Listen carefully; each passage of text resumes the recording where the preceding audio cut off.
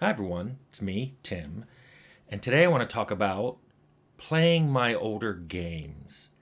There have been several suggestions people have had. They want to have me play some of my older games and stream it or just stream in general. I'm not really interested in that. I mean, it's not my thing. I don't want that to be the channel's focus, and I also think there's a bunch of much better people out there who stream themselves playing games. The same way I've talked to some people I've worked with before, but I don't really want this to turn into an interview channel. I brought them on because I was talking about things that I I thought they could add a lot to the conversation about what I wanted to explore, things about Fallout. Because even though that's very popular, Fallout's popular, I don't have as many notes on that as I do, say, on most of the stuff I have at Troika. So, what I did do though is I went and played four of my early games. I played Fallout, Arcanum, Temple of Elemental Evil, and Vampire the Masquerade Bloodlines. First, I want to say some people are going, "Oh, good, those are your first four games." No, I made my first game was Grand Slam Bridge. Then I made Bard's Tale Construction Set. Then I made Rags to Riches. But these are my first four RPGs. So they're the first four games that kicked off my long career in making role playing games.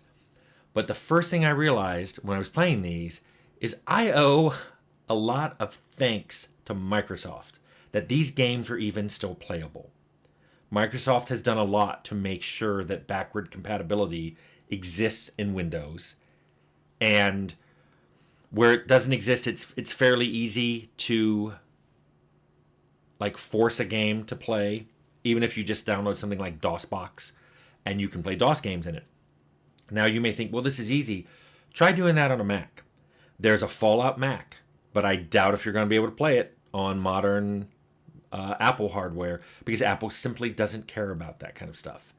In fact, the people I know who play Fallout on modern Apple hardware are playing the Windows Fallout in a Windows emulator on their Mac. So thanks, Microsoft. So let me talk about some things that kind of struck me as I played through these games. I didn't finish all of them. What I did is I went in, made a character, played some side quests, played along some of the main story quests. Just it brought back a lot of memories about making the game. But what I really want to talk to you about is my reaction to them as games being played in modern times. Probably the first thing that hit me is, wow, these resolutions are low. I mean, they're not even as low as my first games were 32200, which on the monitor I'm playing on, which is a 1920 by 1080 monitor, 32200 is 6 times less wide and 5.5 times less tall, 5.4 for people who are following along with their calculators. Even my 640 480 games, they stretch and expand on a modern monitor. But there is something else that's at play here, and this is something there's a very big difference between how a CRT monitor, a cathode ray tube monitor, and an LCD monitor display things. When CRTs display pixels as, it's where the ray hit the phosphor tube and excited it to glow in a particular color, in a particular shade of color. That's very similar to splat techniques, if you're like Gaussian splatting and how to create a 3D scene. That's a whole other talk. But just trust me, there's something called splatting, which is very similar to how even a CRT even displays, compared to an LCD, which has a grid of pixels divided into subpixels, which are, green, red, and blue. And these light up as determined by what pixels you're trying to draw. But those are in isolated little cells. So there's a minute little grid, and those pixels never cross it. Where CRTs are like splat, splat, splat, splat of pixels. So there's this automatic aliasing that's happening. or anti-aliasing.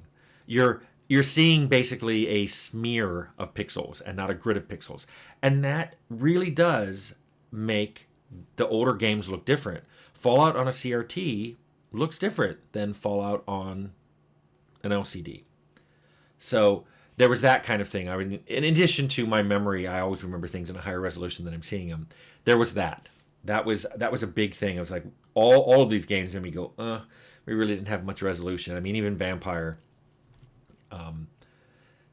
you could sometimes see things, well, that we could have used a few more polys there, or high resolution texture, or some normal maps, or some better lighting. But anyway, the second big thing that tended to hit me when I'm playing my old games are, why did I do that? I often was playing, because as I got older and my design philosophy matured, I found myself often thinking, well, you design something because you're the designer trying to get the player to play a certain way, and your design should lead you along that path. Sometimes I'm playing my older games and I'm like, why did I want them to do this? Why did I want them to walk along this path?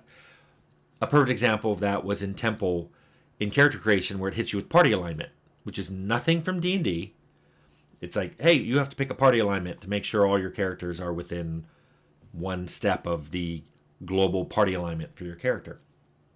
And I do have my notes on that, and I did it because, well, I did it to solve a problem in Temple where you could have anyone be the speaker. By reordering your party, you could have anyone be the speaker for the group. And if you let all the different alignments in, it was very easy to have the good guys speak to the paladin and the bad guys speak to the evil temple people.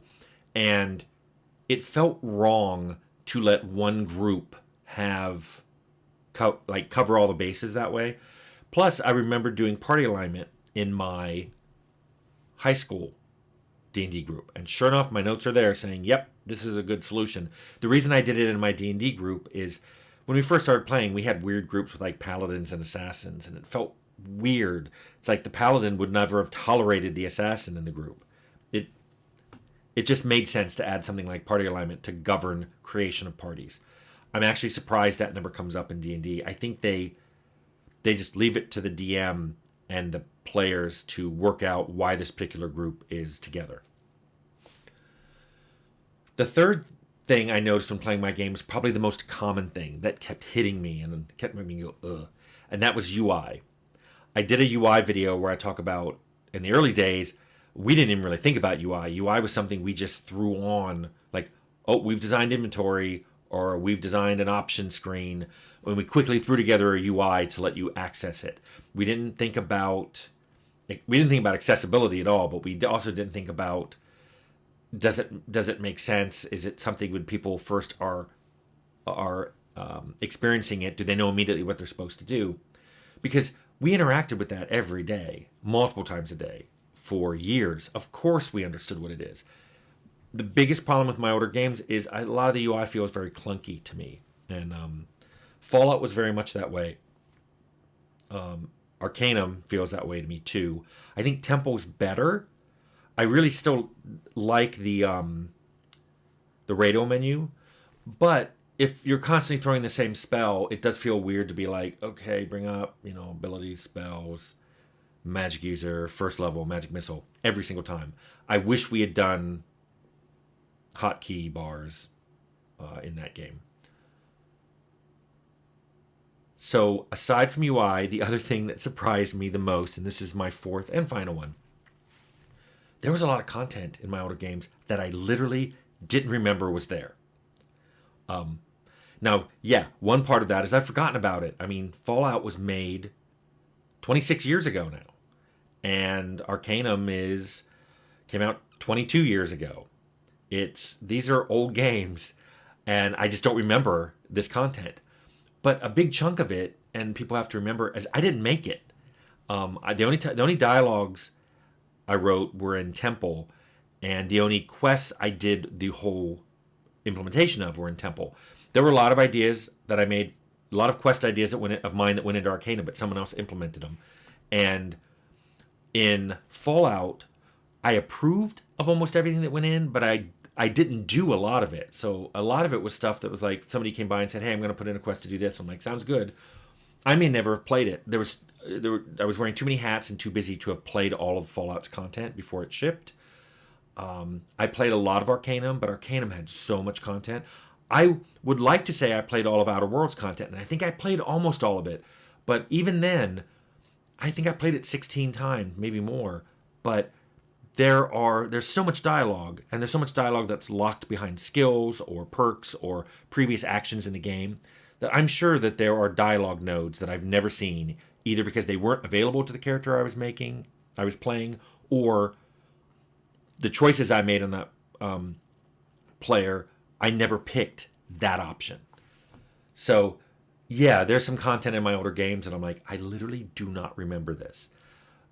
Part of it, though, is because I didn't make it and I didn't experience it, it was fun to see it for the first time, and it made me laugh, which was a really good rule of thumb in a lot of my games. People put things in deliberately to try to make me laugh. I still remember, whenever I say that, I hear most recently our writer, Natai, on Outer Worlds, who said whenever he was stuck writing dumb dialogue, he'd just think to himself, what would Tim say? But it always made me laugh. So playing through these older games, Fallout, Arcanum, Temple of Elemental Evil, and Vampire Bloodlines, there were places in it that I was literally laughing out loud. I loved the content. In many cases, I could kind of remember who did it, and I was like, oh, I almost hear it in their voice, or them coming in to tell me, hey, I just put this in. And sometimes, like I said, it was brand new to me, and I just loved it and enjoyed it. So that's me playing my older games. The biggest things I got out of it was, wow, they're low resolution. Wow, I don't know why I did that. Oh, yeah, there it is in my notes. Wow, the UI is clunky. And wow, there's a lot of content in here I don't remember ever having been put in. So it's fun to go back and play them. And, with places like GOG, Good Old Games, and Steam having these older games with wrappers and making them playable, you might want to play them too. I don't make any money off of it, but knock yourself out if you want to play these older games. I think they're still fun. I think they hold up today. They're just a little clunky.